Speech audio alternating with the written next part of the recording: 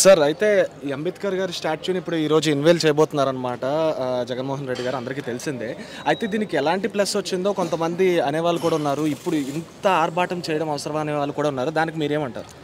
అంటే దిక్కుమాలిన చంద్రబాబు నాయుడు లాంటి రాజకీయ నాయకుల్ని చూసి ఈ ఆంధ్రప్రదేశ్ రాష్ట్రానికి ఏమైపోయిందంటే, రాజకీయ నాయకుడు అనేవాడు, ముఖ్యమంత్రి అనేవాడు ఏదన్నా ఒక పని చేశాడంటే అది ప్రజల కోసం కంటే కూడా ఆడి స్వార్థానికి చేసుకుంటాడనేటువంటి అపప్రద రాజకీయాల మీద ప్రజలు నమ్మే స్థితికి చంద్రబాబు నాయుడు రాజకీయాలు చేశాడు. 14 ఏళ్ళు, 45 ఏళ్ళు, 14 ఏళ్ళు ముఖ్యమంత్రి, 40 ఏళ్ళ రాజకీయాల్లో ఇట్లాంటి వాళ్ళు ఏంటంటే రాజకీయాలను కలుషితం చేసి ప్రజలకి ఒక భిన్నమైన అభిప్రాయం వచ్చేసింది. కానీ జగన్మోహన్ రెడ్డి గారు వాళ్ళు చేసేది చంద్రబాబులాగా విగ్రహం పెడతామని జీవోలు ఇచ్చి శంకుస్థాపన చేసి గాలికి వదిలేసేయటం అంటే అది రాజకీయాల కోసం. కానీ ప్రపంచంలోనే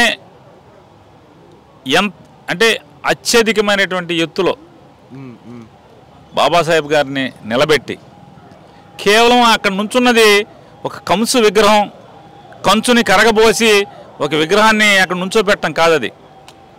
ఈ భారతదేశంలో ఉన్నటువంటి ప్రజల యొక్క ఆకాంక్షల్ని, ప్రజలకి ఒక కొత్త జీవితాన్ని కేవలం అంటే దళితులకు మాత్రమే కాదు, అగ్రవర్ణాల్లోని పేదలకి, అగ్రవర్ణాల్లోని మహిళలకు, అణగారిన బీసీ వర్గాలకి, ఎస్సీ వర్గాలకి, ఎస్టీ వర్గాలకి, ప్రతి ఒక్కరికి నోరు లేని, భారతదేశంలో ఉన్నటువంటి నోరు లేని అణచివేతకు గురి కాబడినటువంటి ప్రతి భారతీయుడికి గొంతై నిలిచాడు. ప్రతి భారతీయుడిని గొంతుకి జీవం పోశాడు. గొంతుకు హక్కుల కోసం నినదించమని చెప్పని స్ఫూర్తి నింపాడు. అటువంటి 206 అడుగుల స్ఫూర్తి విగ్రహం, అది స్ఫూర్తితో నింపబడినటువంటి విగ్రహం. మీరు, నేను, ఆఖరికి ఎవరైనా సరే ఆ బొమ్మ చూస్తే గుర్తుకొచ్చేది భారతదేశంలో గతం ఎలా ఉండేది, ఇవాళ ఉండేటువంటి ఈ స్వేచ్ఛా స్వాతంత్రాలు, ఈ ఎవడకాడు ప్రతోళ్ళు ఇవాళ మాట్లాడేటువంటి ఈ వాక్ స్వాతంత్రం, ఆ స్వాతంత్రం, ఈ స్వాతంత్రం, స్వేచ్ఛ, ఇవన్నీ కూడా కల్పించిన వాడు ఆ స్ఫూర్తి. ఇది కేవలం అంబేద్కర్ అంటే బొమ్మ కాదు అక్కడ పెట్టింది.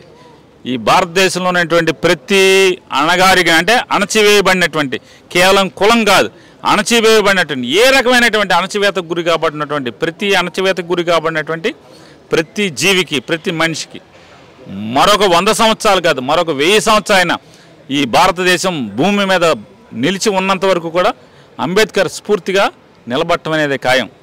ఇవాళ మన దరిద్రం కేవలం దళితులు మాత్రమే మా నాయకుడు అనే పరిస్థితి, పొట్టి శ్రీరాములు గారిని కోమట్లు మాత్రమే మా నాయకుడు అనే పరిస్థితి, ఇదంతా కూడా మన భావదారిద్ర్యం. అంబేద్కర్ అనేవాడు అగ్రవర్ణాల దగ్గర నుంచి పేదవాడి ప్రతి వాడికి కూడా స్ఫూర్తే ఇవాళ అంబేద్కర్ గారు.